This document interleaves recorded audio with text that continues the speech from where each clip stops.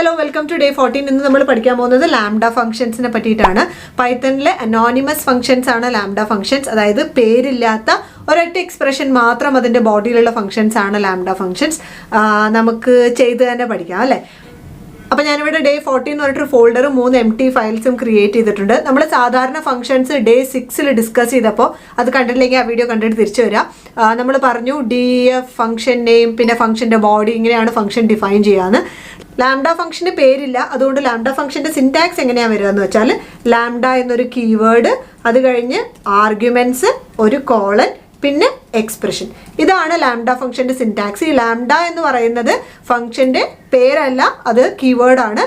പിന്നെ എത്ര ആർഗ്യുമെൻറ്റ്സ് വേണമെങ്കിൽ നമുക്ക് ഫംഗ്ഷന് കൊടുക്കാം, പക്ഷേ എക്സ്പ്രഷൻ ഒന്നായിരിക്കണം. ഒന്നിൽ കൂടുതൽ എക്സ്പ്രഷൻ ഉണ്ടാവാൻ പറ്റില്ല. ഓക്കെ, അപ്പോൾ നമുക്കൊരു എക്സാമ്പിൾ എഴുതി നോക്കാം. ഞാനിവിടെ ഒരു ലാംഡ ഒരു ആർഗ്യുമെൻറ്റ് കൊടുക്കുകയാണ് എക്സ് എന്ന് പറഞ്ഞിട്ട്, കോളൻ ഒരു എക്സ്പ്രഷൻ x+1 എന്ന് കൊടുക്കുകയാണ്. ഓക്കെ, അപ്പോൾ ഈ ഫംഗ്ഷന് പേരില്ലാത്ത കാരണം നമ്മൾ എങ്ങനെയാണ് ഈ ഫംഗ്ഷനെ വിളിക്കുകയെന്ന് വെച്ചാൽ ഈ ഫംഗ്ഷൻ റിട്ടേൺ ചെയ്യുന്ന വാല്യൂ നമുക്കൊരു നെയിമിലേക്ക് അസൈൻ ചെയ്യാം. അതായത് ഇപ്പോൾ ഫംഗ്ഷൻ എന്താ പേര് കൊടുക്കുക, +1 എന്ന് പേര് കൊടുക്കാം അല്ലേ. +1 എന്ന് പറഞ്ഞിട്ട് ഒരു വേരിയബിളിലേക്ക് അസൈൻ ചെയ്തു. ഇതൊരു ഫംഗ്ഷൻ ഓബ്ജക്റ്റിനെയാണ് റിട്ടേൺ ചെയ്യുക കേട്ടോ. നിങ്ങൾ ഇതിൻ്റെ ടൈപ്പ് പ്രിൻറ്റ് ചെയ്ത ഫംഗ്ഷൻ ഓബ്ജക്റ്റ് നിങ്ങൾക്ക് കാണാൻ പറ്റും. എന്നിട്ട് ഈ ഫംഗ്ഷനെ കോൾ ചെയ്യണമെങ്കിൽ +1 ഓഫ് ഒരു ആർഗ്യുമെൻറ്റ് 6 എന്ന് പാസ് ചെയ്യാണ്. ഇത് പ്രിൻറ്റ് ചെയ്യണം. എന്നിട്ട് ഇത് പ്രിൻറ്റ് ചെയ്യുമ്പോൾ പ്രിൻറ്റ്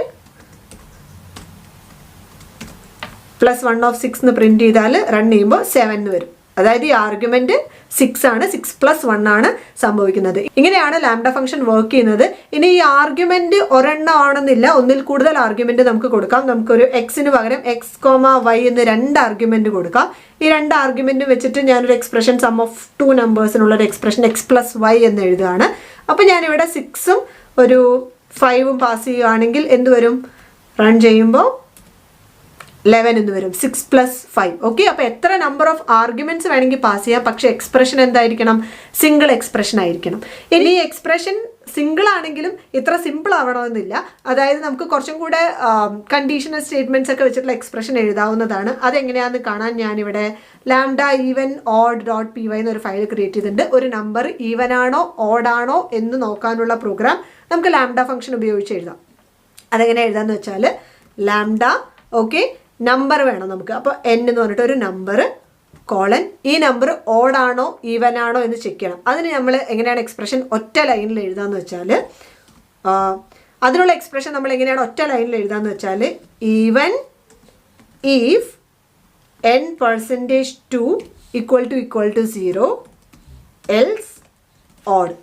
അതായത് ഈഫ് എൽസ് എന്നുള്ള കണ്ടീഷൻ നമുക്ക് ഒരൊറ്റ ലൈനിൽ എഴുതാൻ പറ്റും. ഇങ്ങനെയാണ് അത് എഴുതുക. അതായത് ട്രൂ ആയാൽ എന്ത് സംഭവിക്കണമെന്ന് ആദ്യം എഴുതുക, എന്നിട്ട് ഈഫ് കണ്ടീഷൻ എൽസ്, ഫാൾസ് ആയാൽ എന്ത് സംഭവിക്കണം എന്നുള്ളത് അവിടെ എഴുതാം, എൽസ് ഓഡ് അല്ലേ.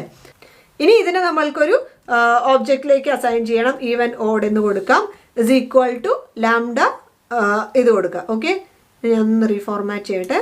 റൈറ്റ്, ഇനി നമ്മൾ എങ്ങനെയാണ് ഈ ഫംഗ്ഷൻ കോൾ ചെയ്യുക, even odd of sum value, right 9 എന്ന് കൊടുക്കുന്നു. എന്നിട്ട് നമ്മളതിനെ പ്രിൻറ്റ് ചെയ്യുന്നു.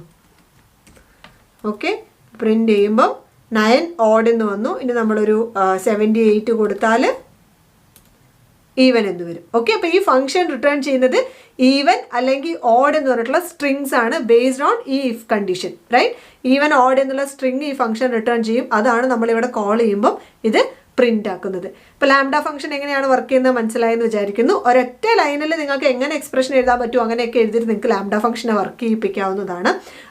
ഇനി നമുക്ക് ഒരു എക്സാമ്പിളും കൂടെ ചെയ്തിട്ട് ഈ വീഡിയോ അവസാനിപ്പിക്കാം.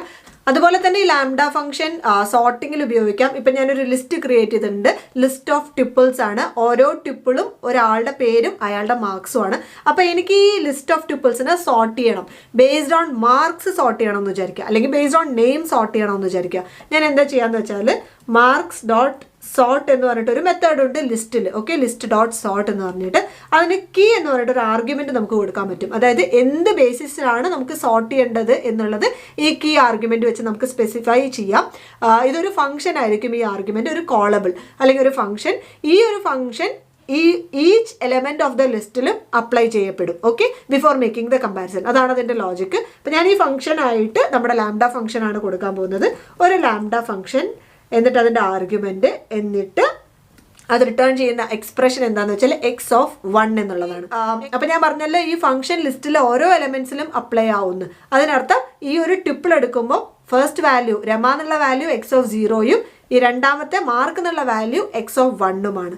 അപ്പം അതേപോലെ അനീഷ് x(0)യും ഈ 95 x(1)ഉമാണ്. അപ്പം സെക്കൻഡ് ആർഗ്യുമെന്റിന്റെ ബേസിസിൽ സോർട്ട് ആവണം എന്നാണ് അതിൻ്റെ അർത്ഥം. കീ എന്ന് പറയുന്നത് നമ്മുടെ സെക്കൻഡ് ആർഗ്യുമെന്റ് ആണ്. നമുക്ക് പ്രിന്റ് ചെയ്ത് നോക്കാം അല്ലേ. പ്രിന്റ് മാർക്സ് ചെയ്യുമ്പോൾ നോക്കൂ, ബിനി 67, രമ 94, 95, അതായത് 67, 94, 95 മാർക്കിന്റെ ബേസിസിൽ ഇത് സോർട്ടായി.